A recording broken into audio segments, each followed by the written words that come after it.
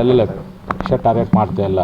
ನೀವೆಲ್ಲ ಭಾಳ ತಪ್ಪು ತಿಳ್ಕೊಂಡಿದ್ರಿ. ನಾವು BJP ಪಕ್ಷ ನಮ್ಮ ಜನಾಂಗವನ್ನು ಟಾರ್ಗೆಟ್ ಮಾಡ್ತಿಲ್ಲ, ನಾವು BJP ಪಕ್ಷವನ್ನು ಟಾರ್ಗೆಟ್ ಮಾಡ್ತಿಲ್ಲ. ಆ ಪಕ್ಷದ ಒಳಗಿರ್ತಕ್ಕಂಥ ಕೆಲವು ವ್ಯಕ್ತಿಗಳು ಬಸವ ಪಾಟೀಲ್ ಯತ್ನಾಳ್ ಅವರ ಏಳಿಗೆಯನ್ನು ಸಹಿಸಲಾರ್ದೇ ಕುತಂತ್ರದ ಮೂಲಕ ಉಚ್ಚಾಟನೆ ಮಾಡಲ್ಲ, ಅವರು ನಮ್ಮ ಜನಾಂಗವನ್ನು ಟಾರ್ಗೆಟ್ ಮಾಡಕತ್ತಾರೆ.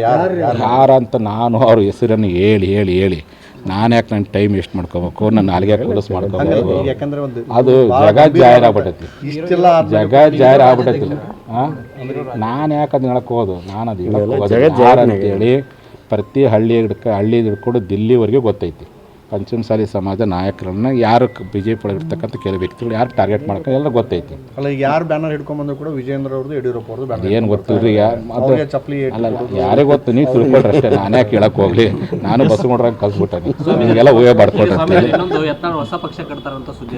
ಅದ್ರೇ ಗೊತ್ತಿಲ್ಲ ನೋಡಿ. ನಾನು ಹೇಳ್ತೇನಲ್ರಿ, ಬಸವಣ್ಣ ಪಾಟೀಲ್ ಅವರು ತಮ್ಮ ಮುಂದಿನ ಉತ್ತರ ಕರ್ನಾಟಕ ಅಭಿವೃದ್ಧಿ ಕುರಿತು, ದೇಶದ ರಕ್ಷಣೆ ಕುರಿತು, ಕೃಷ್ಣಾ ನದಿ ನೀರಾವರಿ ಕುರಿತು, ನಮ್ಮ ಸಮುದಾಯದ ಲಿಂಗಾಯತ ಒಟ್ಟಾರೆ ಎಲ್ಲ ಲಿಂಗಾಯತ ಒಳಪಂಗಡ ರಾಜಕೀಯ ಪ್ರಯತ್ನ ಕುರಿತು, ಸಾಮಾಜಿಕವಾಗಿ ರಾಜಕೀಯವಾಗಿ ಅವ್ರು ಏನೇ ತೀರ್ಮಾನ ತೆಗೆದುಕೊಂಡ್ರು ಆ ತೀರ್ಮಾನಕ್ಕೆ ಇಡೀ ನಮ್ಮ ಸಮಾಜ ಬದ್ಧರಾಗಿರುತ್ತೆ.